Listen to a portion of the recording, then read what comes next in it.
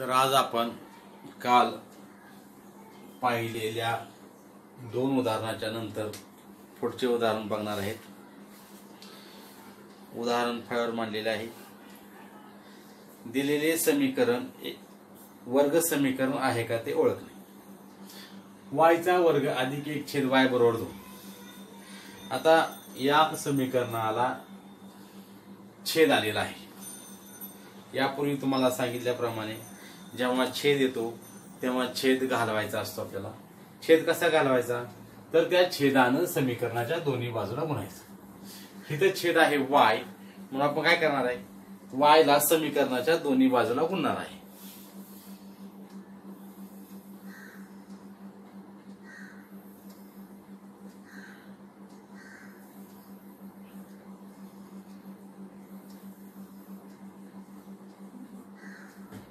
Multiply y on both sides.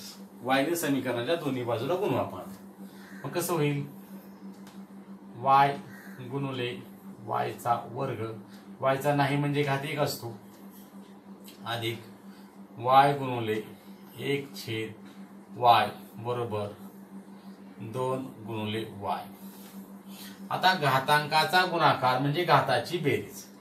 y चा वर्ग दुसरा घात 1 घात म्हणजे घातांकाचा गुणाकार म्हणजे घाताची बेरीज पाया समान असताना म्हणजे y चा हित आला तिसरा घात अधिक y एके y y एके y. इथं उरलं 1 बरोबर 2y. आता 2y पलीकडे आहे ते आपण अलीकडे घेऊ. अधिक आहे वजा होईल म्हणजे y चा घन वजा 2y अधिक 1 बरोबर 0. आता या समीकरणामध्ये y चा सर्वात मोठा घात किती आहे 3 आहे. Therefore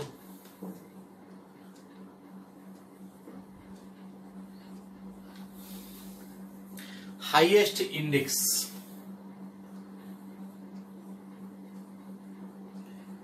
is 3. म्हणजे सर्वात मोठा घात 3 आहे म्हणून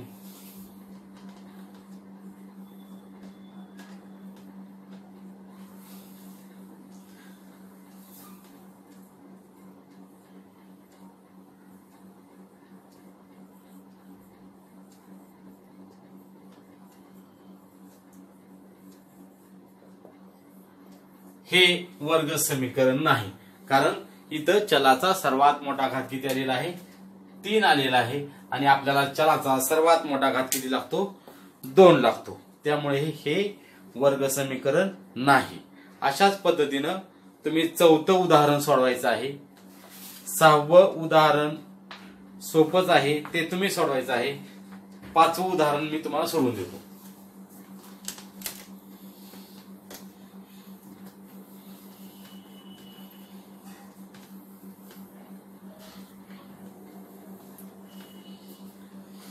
पाचवं उदाहरण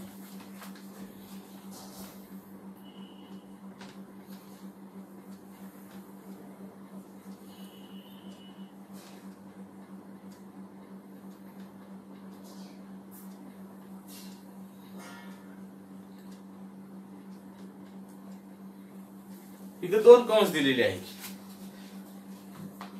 उदाहरण पाहिल्या पाहिल्या आपल्याला ते वर्ग समीकरण आहे का नाही हे समजत नाही. मग आपल्याला काय करावं लागेल या 2 कंसाचा गुणाकार करावा लागेल. म्हणजे द्विपदीने द्विपदीला गुणणे. इथं 2 पद आहेत इथं 2 पद आहेत. या दोन्ही कंसाचा आपण गुणाकार करू. गुणाकार कसा करायचा ह्या पहिल्या यम न या कंसाला गुणायचं. यम गुणुले कंसात यम वजा 5 अधिक 2 या कंसाला गुणू यम वजा 5 बरोबर 0.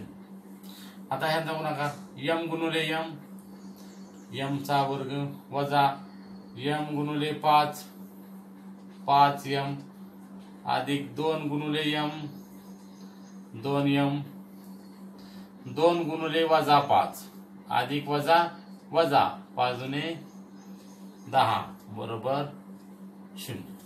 म्हणजे आपण ह्याची वजाबाकी करू आता इथं आपण. म्हणजे काय होईल यम चा वर्ग वजा 5m अधिक 2m वजा 5 अधिक 2. एक संख्या धन एक संख्या ऋण. मोठ्या संख्येतून लहान संख्या घालवायची, मोठ्या संख्येचं चिन्ह द्यायचं. 5तून 2 गेले, 3 राहिले, वजा चिन्ह मोठ्या संख्येचं आहे, वजा 3m वजा 10 बरोबर 0. म्हणजे इथे जर आपण पाहिलं तर या समीकरणाचा सर्वात मोठा घात किती आहे? 2 आहे. म्हणून therefore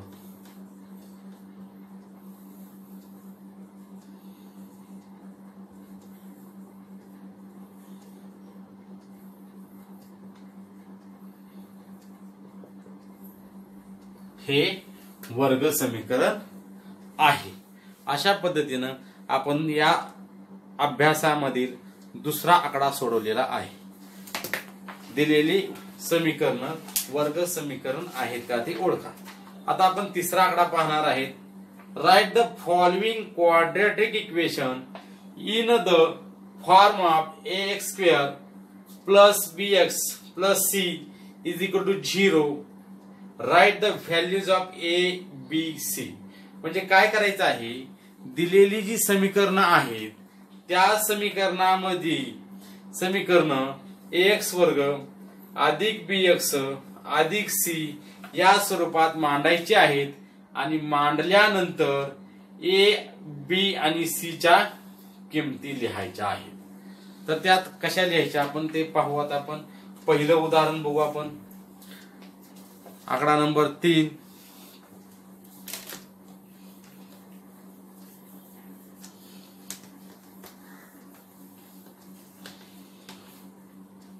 पहिलं उदाहरण आहे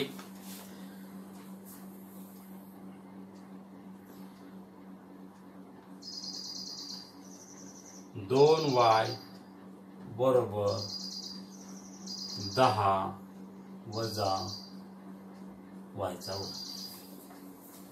आता या इथे आपल्याला काय करायचं आहे, दिलेले जे समीकरण आहे ते पहिल्यांदा ax वर्ग अधिक bx अधिक c च्या स्वरूपात मांडायचं आहे. म्हणजे काय करायचं, सुरुवातीला वर्गाचं पद. आता सुरुवातीला जे वर्गाचं पद आहे ते इथं वर्गाचं पद बरोबरच्या पलीकडच्या बाजूला आहे, इथं आहे, हे वजा आहे. मग ह्याला आपण इकडे आणू, बरोबरच्या अलीकडे वजाचं होईल अधिक, म्हणजे हे असं होईल y² हे 2y इकडेच आहे अधिक 2y. हे 10 सुद्धा बरोबरच्या पलीकडे आहे, ते इकडे आपण आणू, म्हणजे हे अधिकचं काय होईल वजा होईल, वजा 10 बरोबर 0. म्हणजे हे जे समीकरण आहे हे समीकरण ax वर्ग अधिक bx अधिक c च्या स्वरूपात मांडायचं आहे. आता याची तुलना आपल्या कशाची करायची आहे, ax वर्ग अधिक by अधिक c बरोबर 0. नीट लक्ष द्या, x वर्ग अधिक bx अधिक c या समीकरणाशी याची तुलना करायची आहे. म्हणजे इथं काय करायचं आहे आपल्याला, ह्या y वर्गाचा सहगुणक नाही म्हणजे 1 असतो. म्हणजे आता इथं व्यवस्थित लक्ष द्या, हे वर्गाचं पद आहे, हे वर्गाचं पद आहे, हे y आहे, हे y आहे आणि हे स्थिर पद आहे. म्हणजे इथं a च्या जागी कोणती किंमत आलेली आहे, 1 आलेली आहे. म्हणजेच a बरोबर किती आलं 1. नीट लक्ष द्या, x वर्ग वर्गाचं पद आहे, चल कोणते असेल, a च्या जागी कोणती किंमत आलेली आहे 1, म्हणजे a बरोबर 1. b च्या जागी कोणती किंमत आलेली आहे 2 आलेली आहे, म्हणजे b ची किंमत किती आली 2. आणि c च्या जागी कोणती किंमत आलेली आहे वजा 10 चिन्हासहित, म्हणजे c बरोबर वजा 10. म्हणजेच a बरोबर 1, b बरोबर 2 आणि c बरोबर वजा 10 अशा पद्धतीनं या किमती आलेल्या आहेत. तर व्यवस्थित लक्ष द्या. दुसरं उदाहरण पाहू आपण. अशा पद्धतीनं सर्व उदाहरणं सोडवायची आहेत. उदाहरणं काही जी उदाहरणं आहेत ती डायरेक्ट दिलेली आहेत, काही आपल्याला सोडवावी लागतील. सोडवल्यानंतर त्याचं रूपांतर ax वर्ग अधिक bx अधिक c या स्वरूपामध्ये करायचं आहे. दुसरं एक उदाहरण मी सोडून देतो.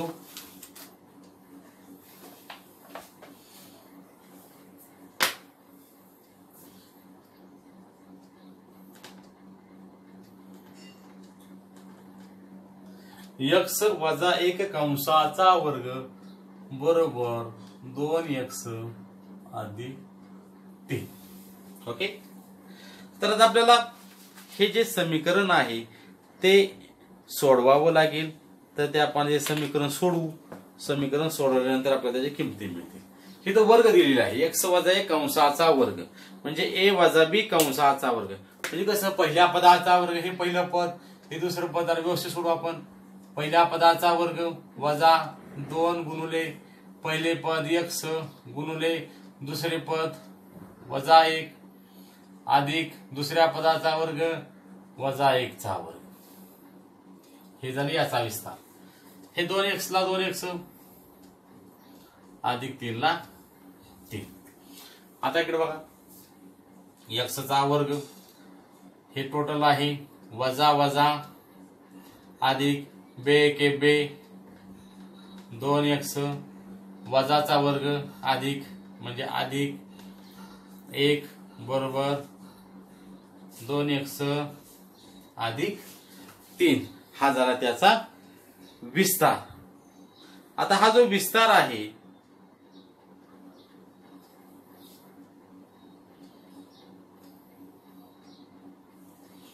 तो विस्तार झाल्यानंतर आपण आता सर्व पद एका बाजूला घेऊ. म्हणजेच x वर्ग अधिक 2x हे 2x इकडे आल्यानंतर वजा 2x अधिक 1 हे 3 इकडे आल्यानंतर वजा 3 बरोबर 0. म्हणजे कसं येईल हे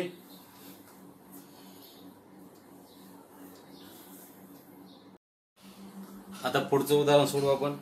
x वजा 1 कंसाचा वर्ग बरोबर 2x अधिक 3. सुरुवातीला आपल्याला ह्या x वजा 1 कंसाचा वर्ग आहे त्याचा विस्तार करावा लागेल.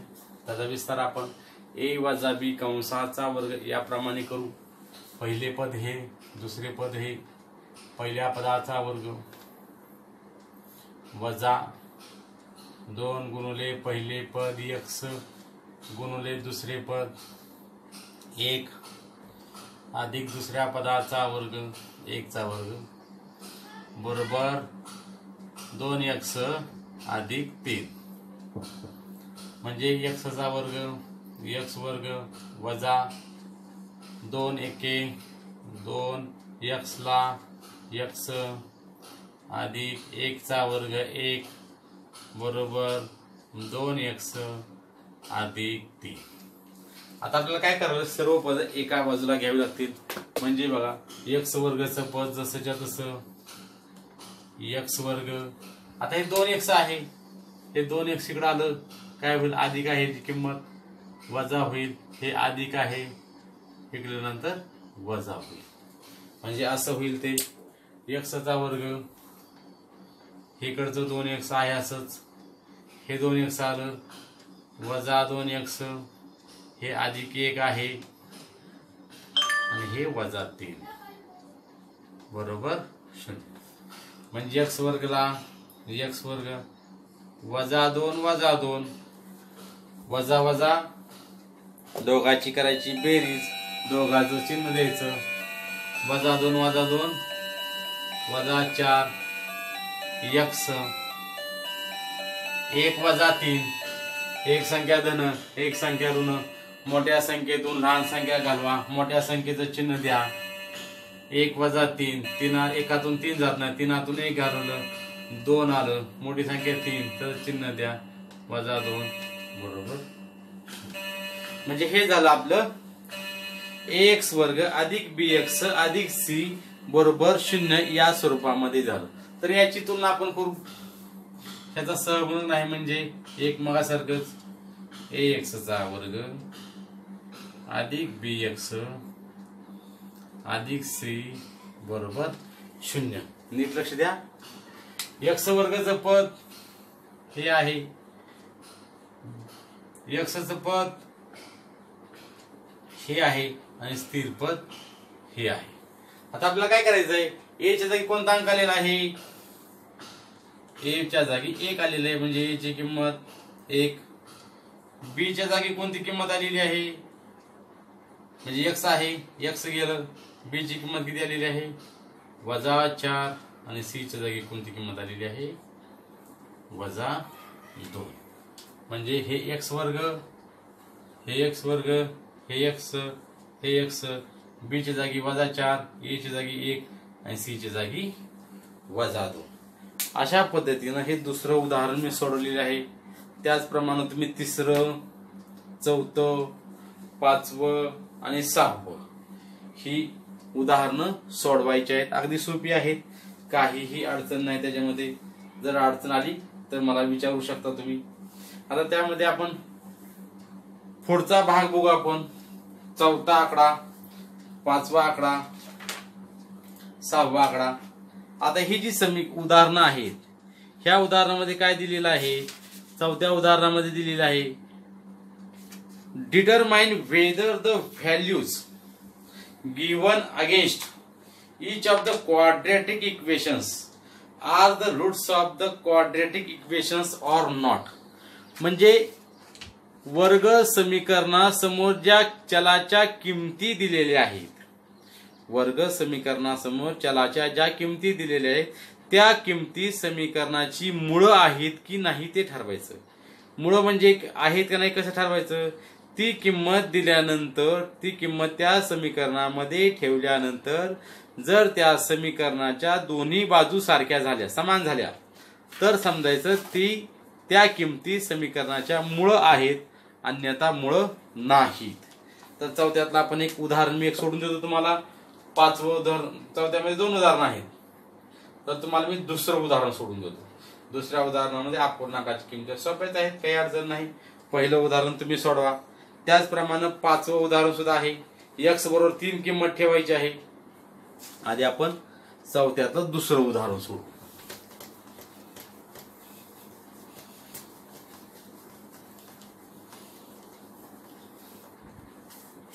असं किंमत आहे, त्यातली एकच किंमत मी ठेवून दाखवणार तुम्हाला.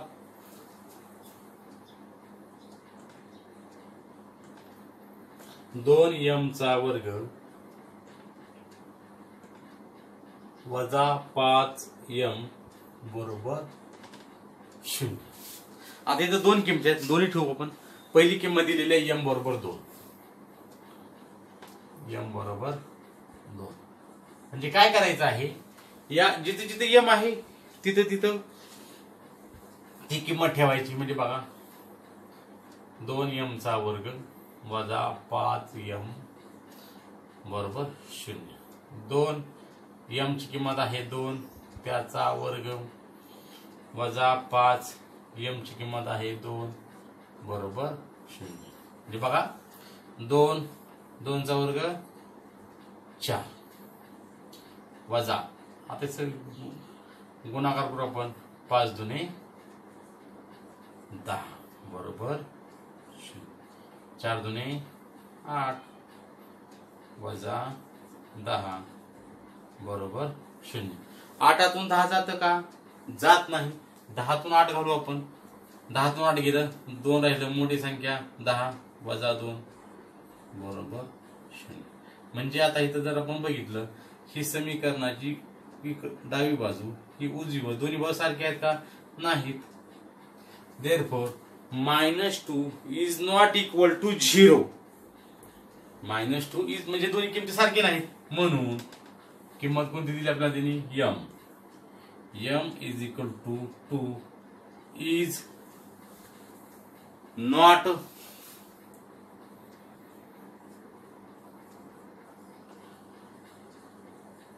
Route of quadratic equation.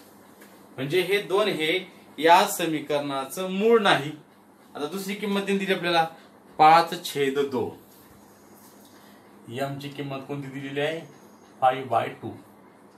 ही किंमत ठेवू आपण. बघू आता 2m चा वर्ग वजा 5m बरोबर 0. म्हणजे 2m ची किंमत मागासारखीच 5/2 कंसाचा वर्ग वजा 5 m ची किंमत 5 5/2 बरोबर 0. आता नीट लक्ष द्या. कंसाचा वर्ग कंसातील प्रत्येक पदाचा वर्ग 2 ला 2 गुणिले मानतो मी 5चा वर्ग 25 2ला सॉरी आणि 2चा वर्ग 4 वजा 5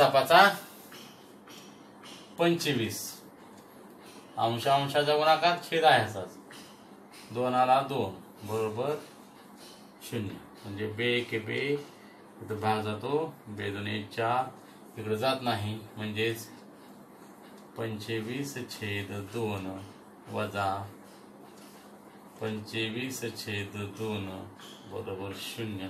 म्हणजे 25/2 मधनं 25/2 गेलं. ही किंमत आहे जशीच्या तशी वजा झाली म्हणजे 0 बरोबर 0. म्हणजे दोन्ही बाजू सारख्या आल्या. दोन्ही बाजू सारख्या म्हणजे कोणतीही किंमत असू दे. इकडे -2 होतं इथं -2 आला असतं तरी ही दोन्ही किमती सारख्या आल्या असत्या.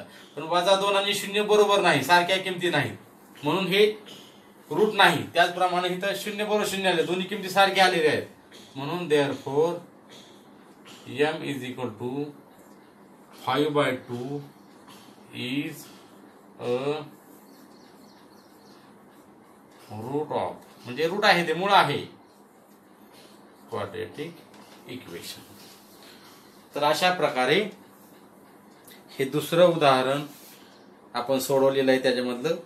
त्याप्रमाणे तुम्ही पहिलं उदाहरण सोडवायचं आहे. आता आपण 5वं आणि 6वं उदाहरण मी तुम्हाला 5वं उदाहरण सोडून देतो मी. 6वं आहे तो कृती आहे ती तुम्ही सोडवायची आहे. शंका आली तर मला विचारा, आपण सोडवू ती. 5वं उदाहरण बघू आता आपण.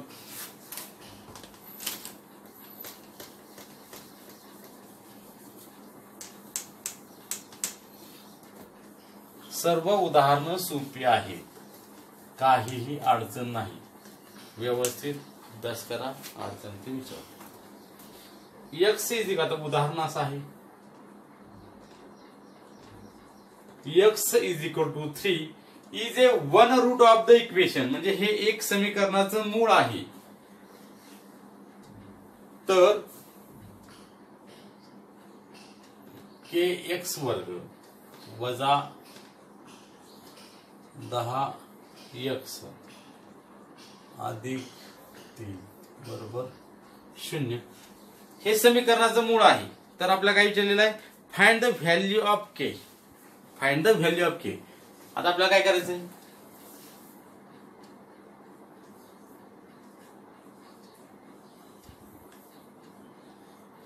के ची किंमत काढायची. म्हणजे आता आपल्याला काय करायचं, आपल्याला किंमत कोणती दिलेली आहे, x = 3 ही किंमत दिलेली आहे.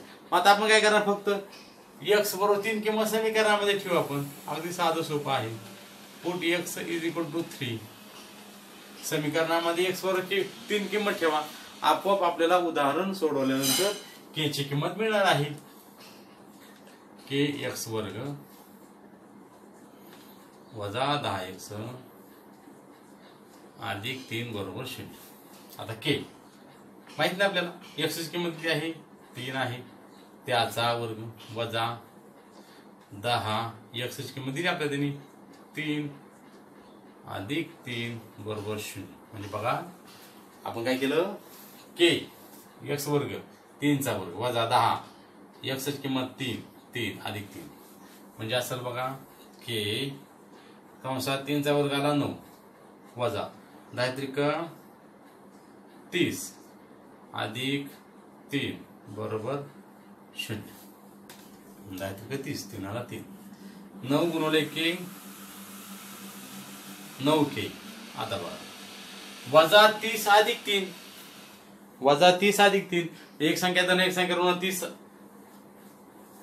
ऋण आहे, हे अधिक आहे. मोठ्या संख्येतून लहान संख्या घालवा.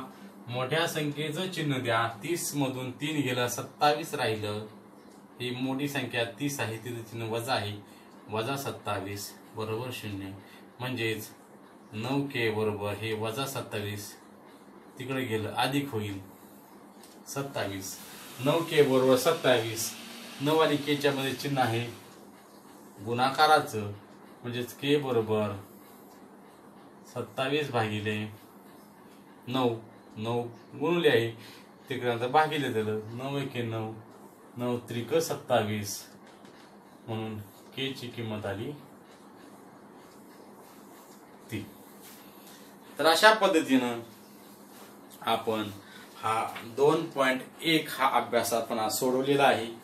तर हा जो 2.1 अभ्यास आहे तो तुम्ही आज सोडवायचा आहे. सकाळीचा अभ्यास सांगितलेला आहे अधिक हा 2.1 सोडवायचा आहे आणि आपल्या मॅथ्स या ग्रुपवर टाकायचा आहे. धन्यवाद.